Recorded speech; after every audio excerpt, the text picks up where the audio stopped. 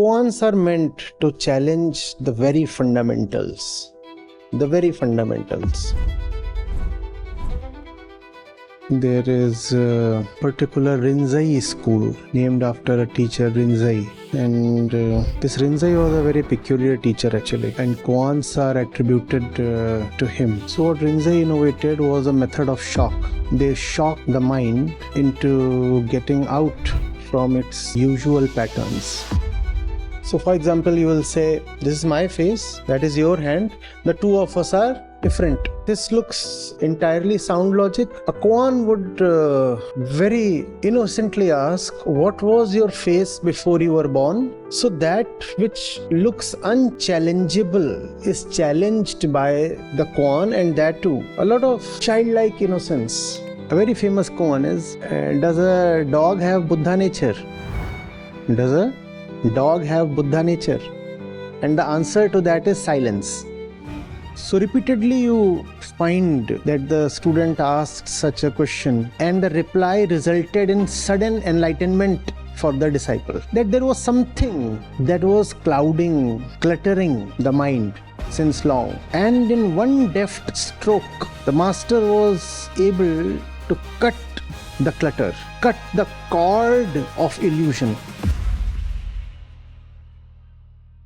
We are starting this new series,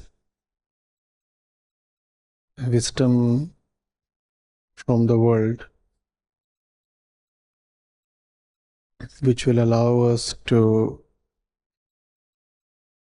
look at wisdom literature from all parts of the world and all times, irrespective of their place of origin, culture or history or identity. So we'll be able to take up Zen koans. We'll be able to take up Sufi mysticism,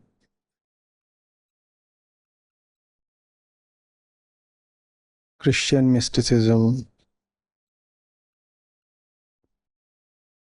and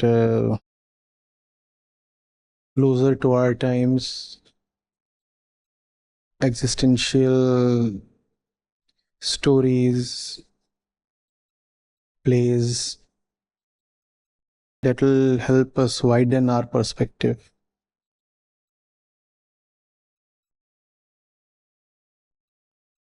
So we'll start with koans today. Koans originate in China. So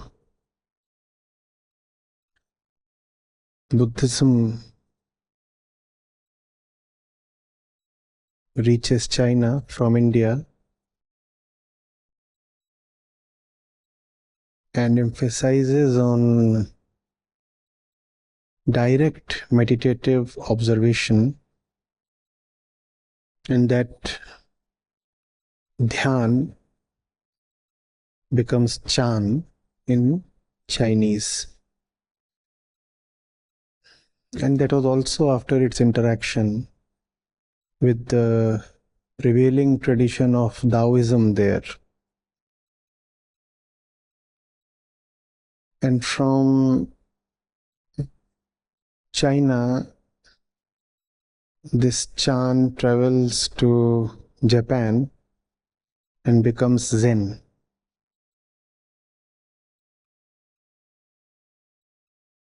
So there is Buddhism in India. Buddhism travels to China, becomes Chan, and then travels to Japan, becomes Zen. And in Zen, there is a particular Rinzai school named after a teacher Rinzai. And this Rinzai was a very peculiar teacher actually, and koans are attributed to him, the beginning of the koan stream, though in time many big names got associated with it. So Rinzai was known for shocking his students out of their egoistic slumber. And koans are a form of spiritual innovation.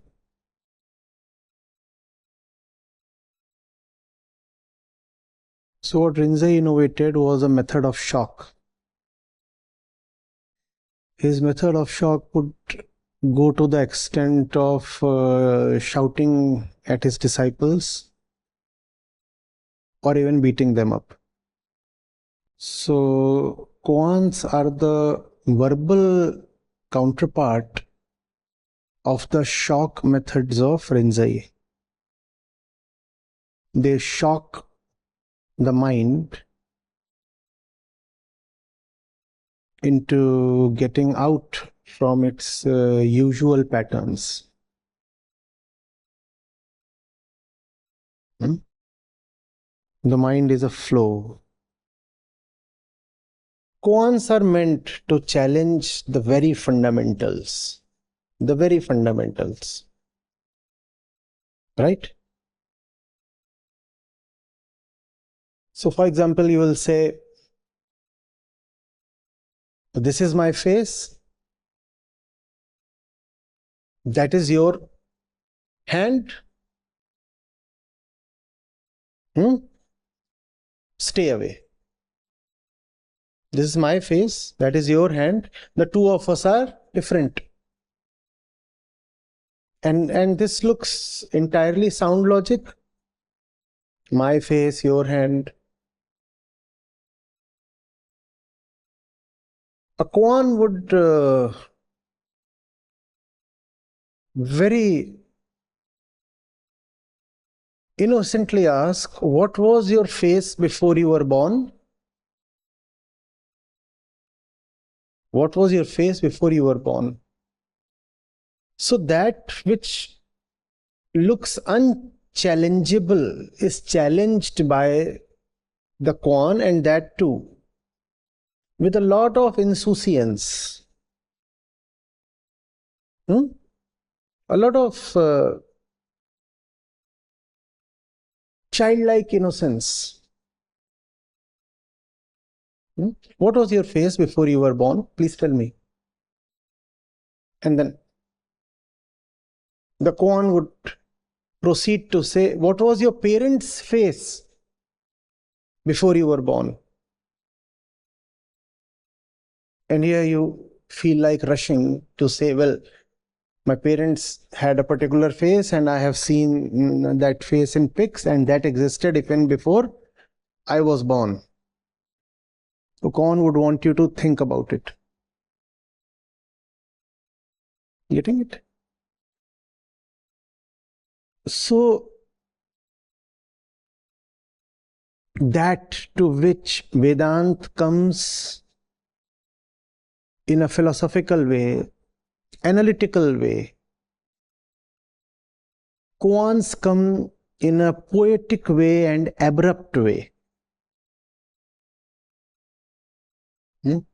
After a long line of refined logic, very refined logic. For example, the Upanishads will say, Ekam eva advitiyam.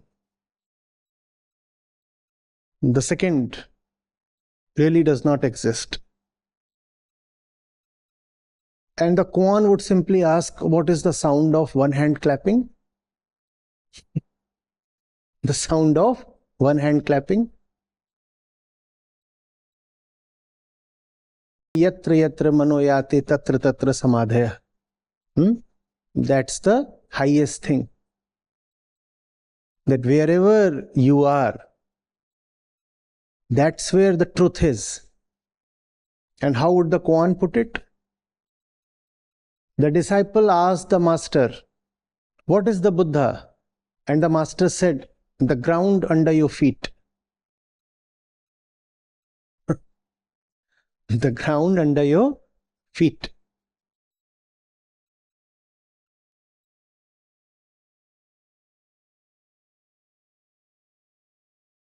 A very famous koan is, does a dog have Buddha nature? Does a dog have Buddha nature? And the answer to that is silence. But the master does not remain silent. He says, "Moo, moo." And what does moo imply? That the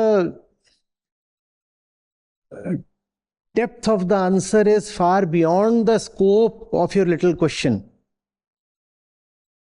Your question cannot accommodate the answer, and that is moo. There is no way an answer can be given within the narrow paradigm you are asking the question. That is moo. So moo is a sound for silence. Moo.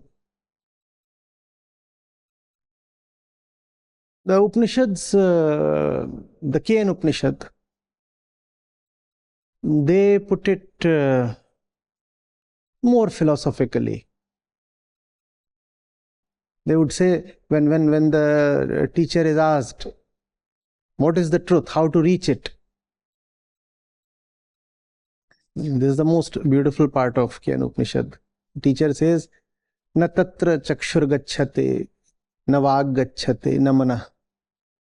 The eyes do not go to there, the ears don't, and nor does the mind. So there is no way that can be reached or touched or described, that implying the truth. And in Zen, in koans, the answer is a very brief mu. And because it is very brief, it stuns, it shocks, it leaves you speechless.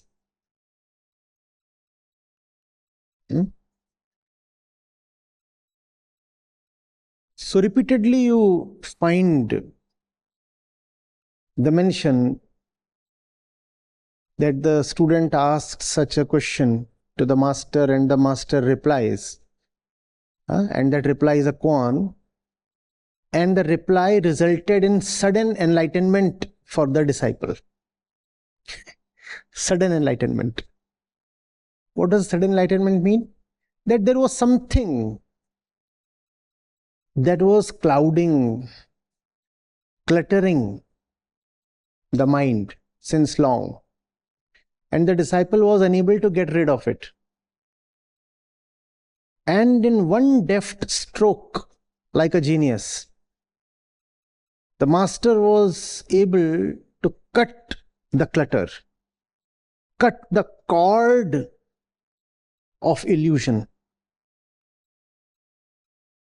cut the relationship between the ego and its object, the ego and its belief.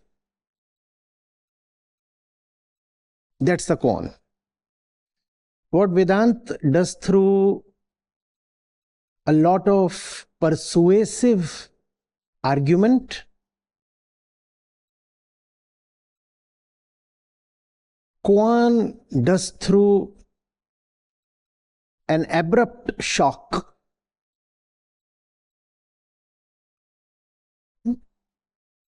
It shocks you out of your illusion. It leaves you suffocated. You are left crying for, craving for an answer to a question that defies logic. In the process, you see that what you call as obvious facts and then proceed to live on them are just mere beliefs. And that's the very problematic limit of logic. All logic is based on prepositions, and prepositions are often just assumptions. Often just assumptions.